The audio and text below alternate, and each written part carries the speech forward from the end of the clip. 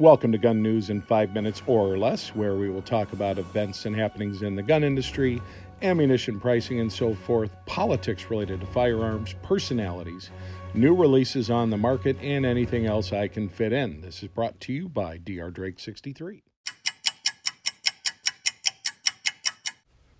Was looking at a news story last week that happened in the city of Pensacola, Florida, where they offered a gun buyback program to its citizens in an effort to curb gun violence. Here are some of the guns that were confiscated at that particular event.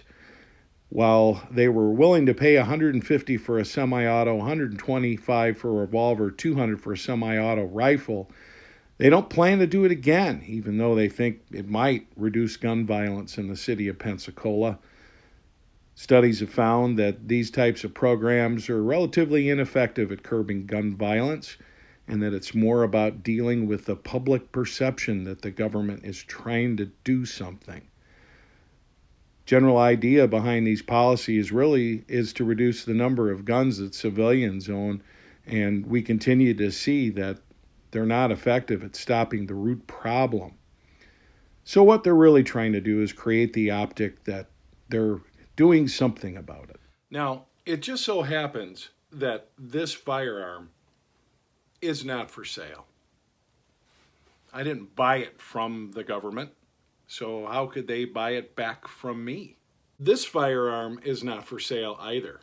Now, actually, this is a registered SBR, so I've already kind of complied just by following their rules, and this is registered. It's got a tax stamp with it, so I guess I don't have to worry about anything, but they know I have it. Point is, how can the government buy something back that they didn't sell me to begin with? I think calling it a buyback program is certainly dishonest, and it's just words that are a friendlier name for something that's completely different, which is gun confiscation. Certainly if you think you're going to pay me $150 for something like this, which cost me significantly more, I don't consider that a very good sales decision from my standpoint.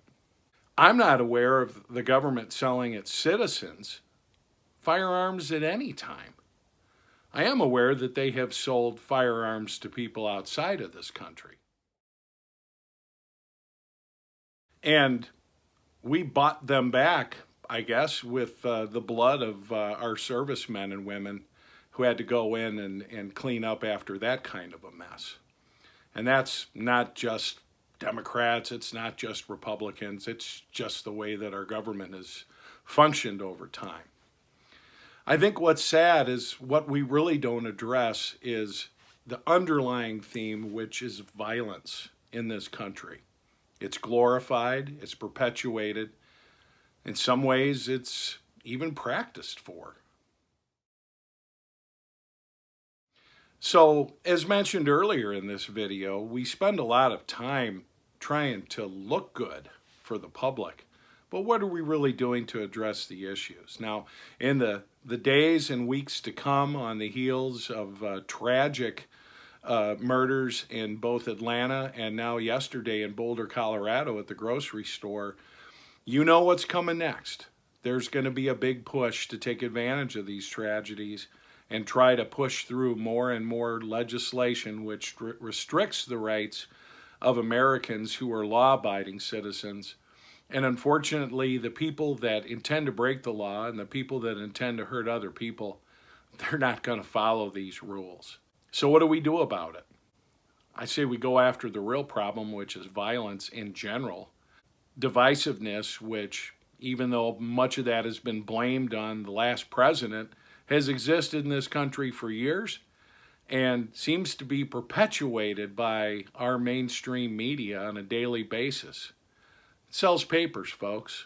It makes some money. So obviously they're going to continue to focus on these things. You want a safer country? You start at a very young age teaching children values. Teach them the value of human life. Pay attention to them. Be involved in their education. Don't leave that up to the government. It's a little bit of an editorial on top of the gun news.